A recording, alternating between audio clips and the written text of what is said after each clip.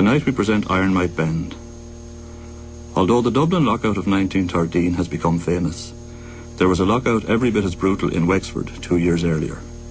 The Wexford lockout of 1911 lasted for 6 months, but its legacy was to persist for generations.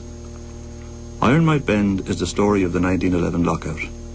The characters are fictitious, but all the events are factual. Our story begins as Josie recalls her parents, John and Maggie. My ma and dad were married when they were only 18 years old. They say they had been courting since they left the national school. My dad worked in Pierce's and my ma was in service in a big house, but that was only until she got married. It was a lovely summer back in 1911 when they got married, and straight away they moved into a room in a house in Roaches Road. I wander today to the hills, Maggie, to watch the scene below. The creek and the creaking old mill, Maggie, as we used to long, long ago. The green grove is gone from the hills, Maggie, where first the daisy sprung.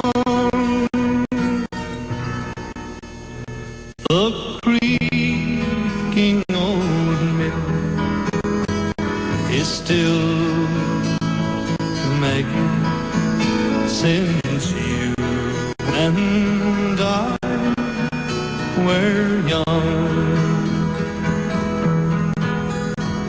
Oh, they say that I'm feeble with age, Maggie.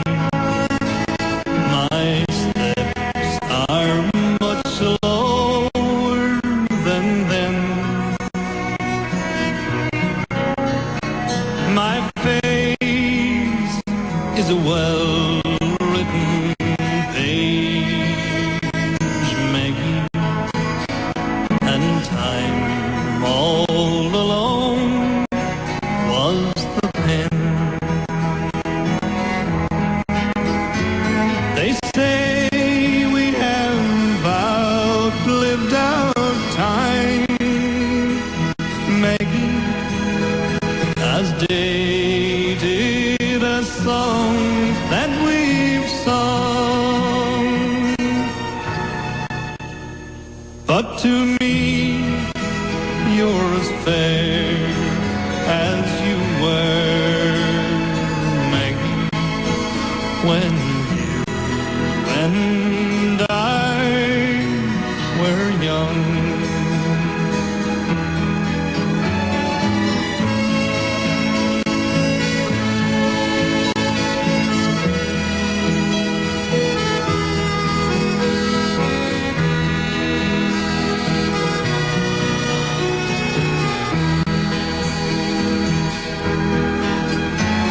They say we have outlived our time, Maggie, as dated as songs that we've sung.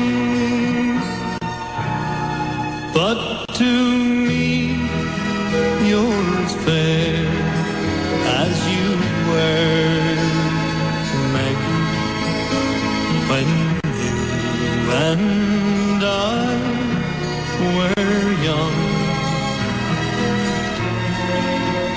When you and I were young.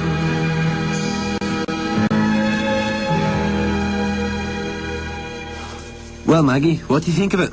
Sure, it's only gorgeous. Our very own room at last. We'll be happy here, won't we, Maggie? Of course we will.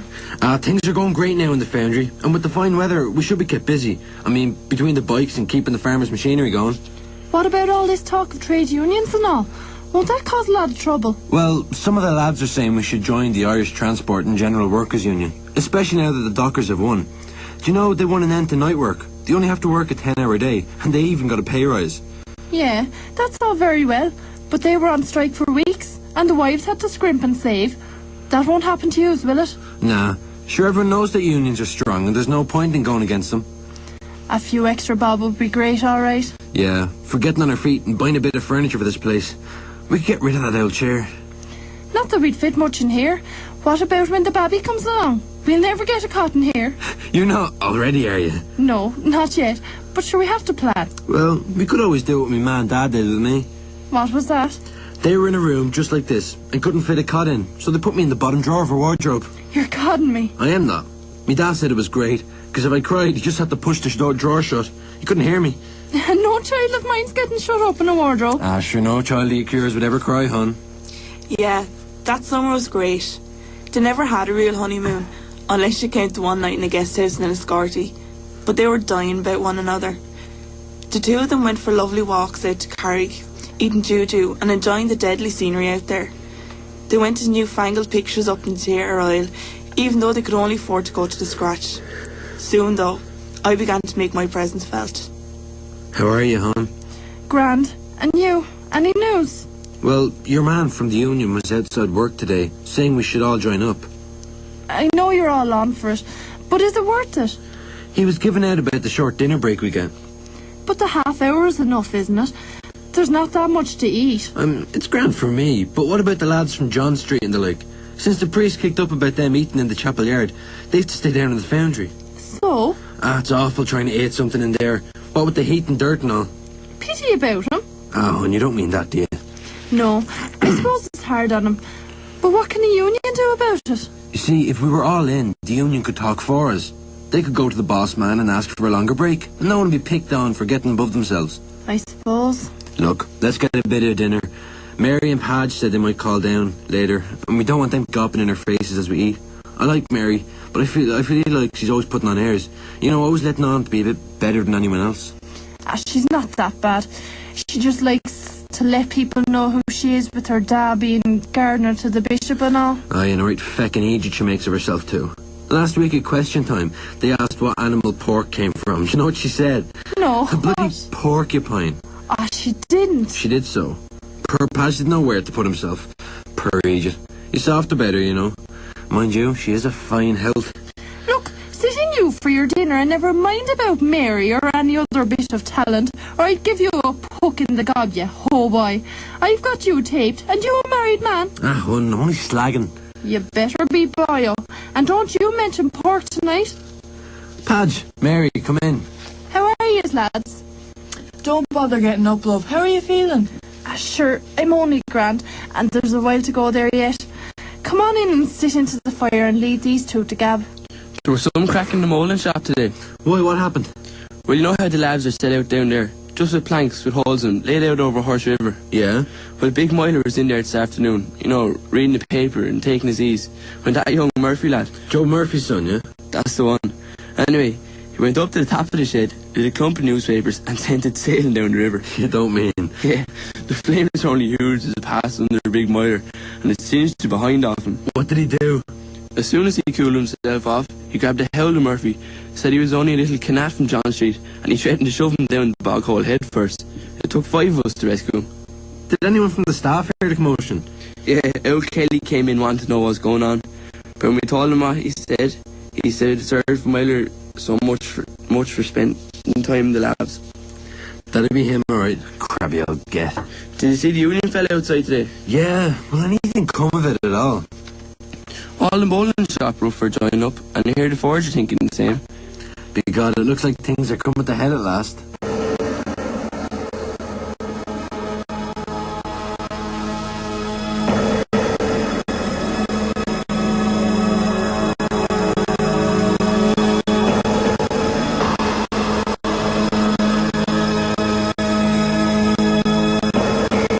Word came like a hammer. Night fell down like a shroud.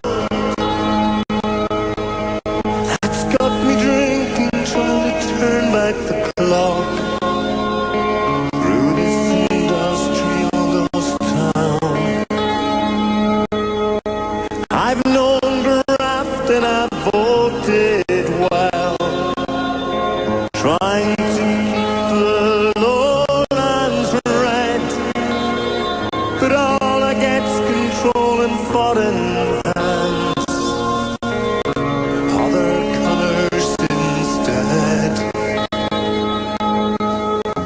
All I want's a roof over my head. All I want is a steady job. All I want to do is say I love you with every penny I have got. And all I'm thinking about is Davy and Jane. Give them some kind of chance in life, but the longer I'm running out the strip mill gate has got me walking that line.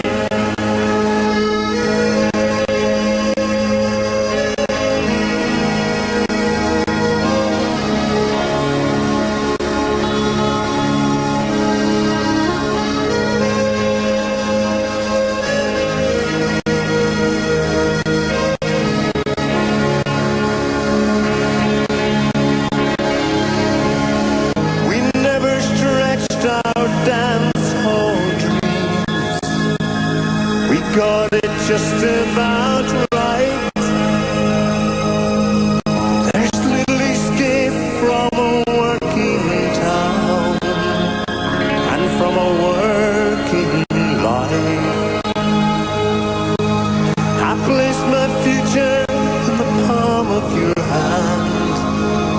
One autumn Friday at the church of All Saints. There's no investment here in life or in love, and now it's getting too late. All I want's a roof over my head. All I want is a steady job. All I want to do is say I love you with every penny I have got. And all I'm thinking about is Davy and Jane. Give them some kind of chance in life, but the longer I'm running out the strip mill gate has got me walking that line. Has got me walking that line. Has got me walking that line.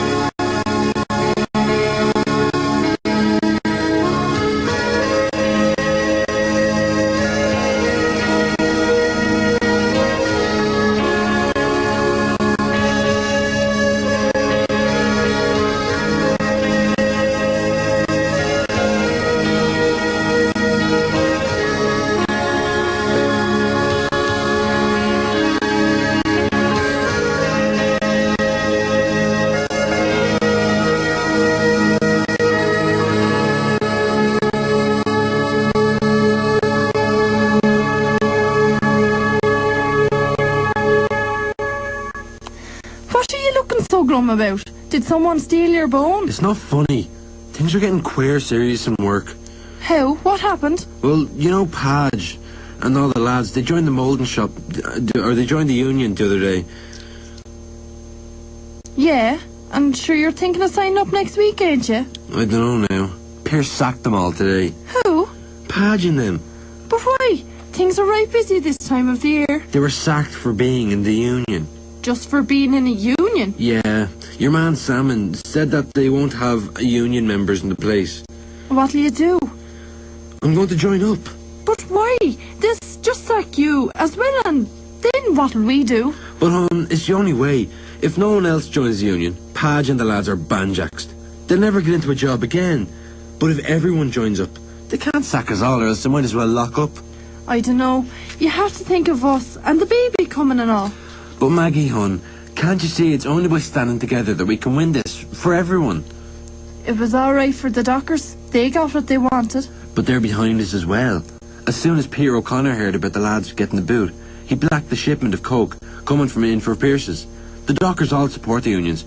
With support like that, we can't lose. I don't know. Look, hon, the bosses and all the founders are determined to kill the union. There's a meeting up in the fight tonight, and I'm going to join up.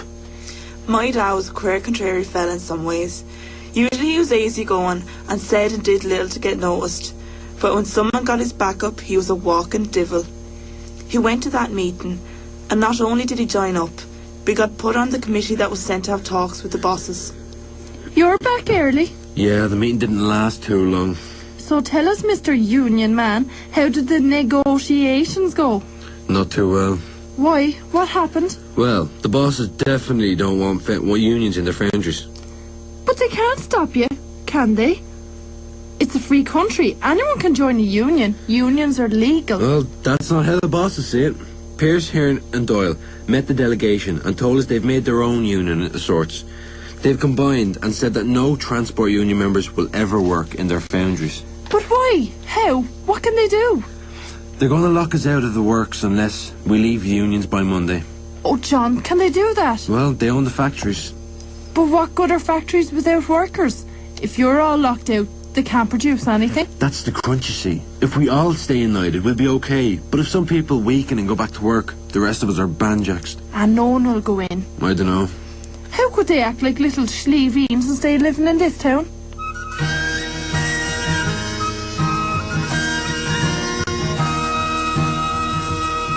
You say you don't need the union, son, you can do it all yourself. You will sign the boss's contract and the union can go to hell. You say they'll treat you fair and honest, the bad old days are a closed book. Well, if ye really believe that, son, you're more glaiked than you look. Bad old ways, bad old days, one begets the other. The struggles of the past of the working class, we had to stay together.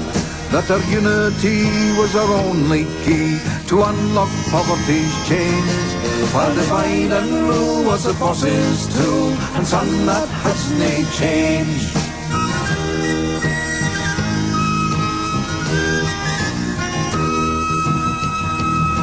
Say the unions are just dinosaurs to your dead past hanging on, and that they served the purpose in their day, but that now their day's long gone. But what we stood for then, we stand for now. Tell me, son, is it too today? They want a fair day's pay for a fair day's work, and food on your children's plate. Bad old ways, bad old days, one begets the other. The struggles of the past of the working class, we had to stay together. That our unity was our only key to unlock poverty's chains. While divide and rule was the boss's tool, and son, that has nae change.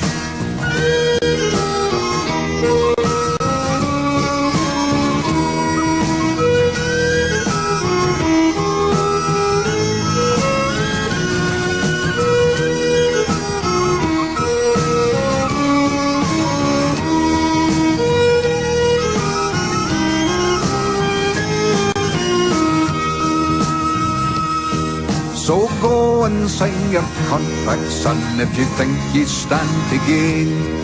But mind you read the small print first before you write your name. And then you better keep your fingers crossed the boss's profits didn't fall. For in 1,000 bloody contracts, they won't save you from the dole.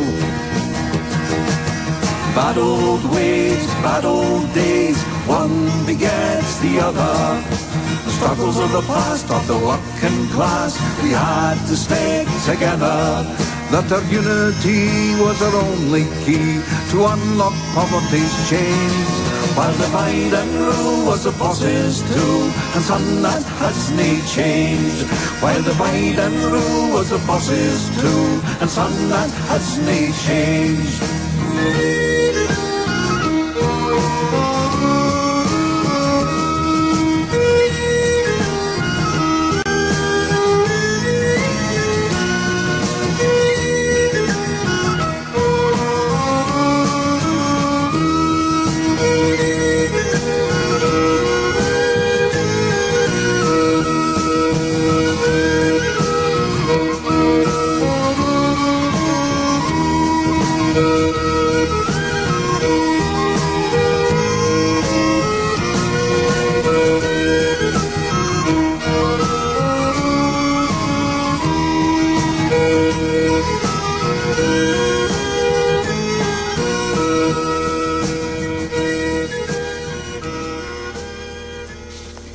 Jane, Louisa, come in. Hello, Maggie. We just called to see how you and John are getting on. What with this awful dispute that's taking place? Oh, we're fine. The union pays out a few bob most weeks, and the neighbours and the shopkeepers are very good. Look, we don't want to talk about these political things. We only came to see our good friend from the old days. Yes, Maggie. We miss all the fun we used to have when you worked for Mammy and Daddy. We were thinking only yesterday about the picnics out at Eden Vale and the excursions to Rossiter. Oh, what fun it was, especially when we met up with some of your friends down there. They were all so jolly and very amusing. Yes, it was great fun. And how are the other servants up at the house? They're okay. We don't really have much to do with them. You are so different. You're almost like one of us. Yes, Maggie, you weren't like a servant at all. You were just like a real person. Hush, Louisa. Yes, look, I hate to seem rude, but I must get John's dinner on. He'll be home soon. Oh, and we mustn't keep you. We're on our way to the sodality meeting, and we just brought you in some vegetables from the garden, just to help our old friend out a little. Thank you. Every little helps. Well, we must dash. Toodle pip. What did they want? They just wanted to bring us a few vegetables from their garden. Well, that was decent of them. Yeah, they really feel sorry for us. It's an awful pity their outfit doesn't feel the same. That's enough about them. What's happening? Well, there are still a few going in, but they're just the foremen. They think they're something special and call themselves staff, so they'd never join a union. I told you no decent Wexford man would go against his friends. Only a crowd of chancellors would have the neck to do that. Yeah, another few weeks without production, and they'd have to give in and allow us back. Please God, I don't fancy becoming a mammy with no wages coming in, and having to manage on the 2 bob a week strike pay won't get as much, even with the veg from my old friends. But the union is giving us what it can. They're trying to be fair. They're giving the most to married men with families and so on. Poor lads like Padge with no families to earn, they get nothing. I know how hard it is. I just get worried at times, wondering how we'll manage. Did you hear what's going on down at the station? What? Scabs, blacklegs, dozens of them getting off the train. What do you mean, blacklegs? Imported labour, hon. Yeah, couriers from Dublin and even England being brought in to take our work. But they wouldn't do that. Who'd take another man's job? There are always some, if the money's right. Some? There's a whole rake of them. Where are they going? When I left, they were heading for the foundries. Some of the lads said they saw beds being brought into Pierce's, so they must be going to live there in the premises. That'd be the only place for the likes of them who'd let them into their houses. And how are the people taking it? There's ructions on the main street. Most are just throwing dirty looks at the young lads, but some are lobbing muck and pegging stones at their police escort. Police? Yeah, lines of them, marching as bodyguards to the blackguards. I knew all them extra RIC men were brought in for something. The council are on the side of the bosses as usual. We must stop the lads throwing things. It'll only make things worse. Give the bosses an excuse to come down on us. It'll really put the kibosh on things. Let's